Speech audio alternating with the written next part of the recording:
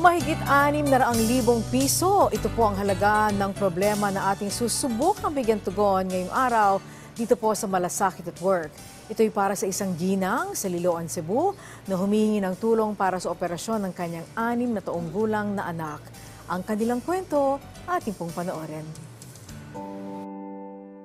Mula na ipanganak ng 26 na taong gulang na si Zyril Ann Casas, ang kanilang anak na si Art Nicholson, nakitaan na ang kanilang munting anghel ng 3 butas sa puso.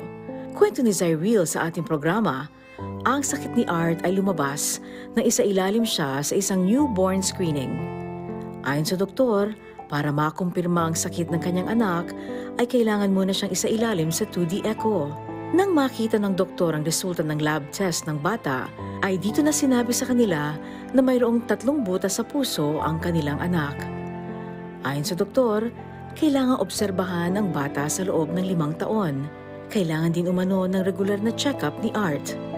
Nang umabot na ng 5 taong gulang ang kanilang anak, ay muli siyang isinailalim sa iba't ibang laboratory tests.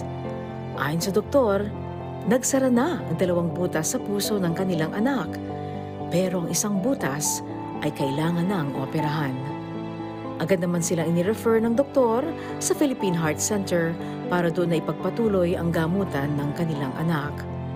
Isa na lang din ang paraan para gumaling ito at hindi na magkaroon ng komplikasyon ang bata. He's currently diagnosed with congenital heart defect, VSD po. He needs an open heart surgery para po matakpan yung butas ng heart. Binigyan na rin sila ng schedule ng doktor para sa operasyon ng kanilang munting anghel, habang ang quotation para sa halagang kailangang ihanda ay aabot sa mahigit 600,000 piso.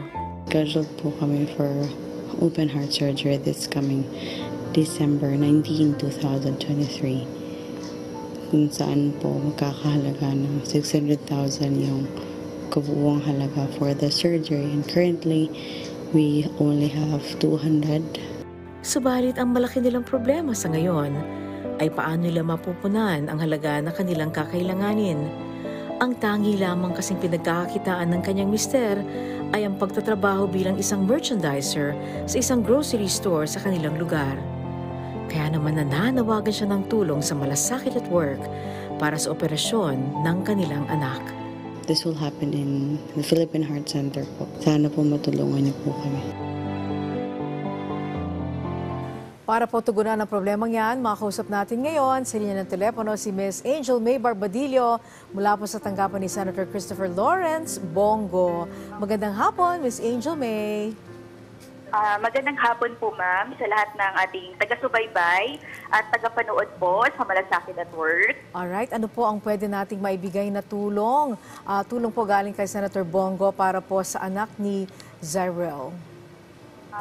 Upon interview po with Ms. Zyril po, ma'am, nalaman po natin na yung patient po natin is to be scheduled ng admission sa Philippine Heart Center earlier on December. So, the Office of Senator Bongo po will help in a form of guarantee letter. Since may Malasakit Center po tayo sa Philippine Heart Center, which is initiative po yan ni Senator Bongo para makapagbigay po tayo ng immediate and intensive na medical assistance po para sa kanila. Mga kailan po marirelease din po yung guarantee letter? As soon as possible po, ma'am, pag nakapagbigay na po sila ng quotation from Philippine Heart Center po will process immediately the guarantee letter from the Office of Senator Go.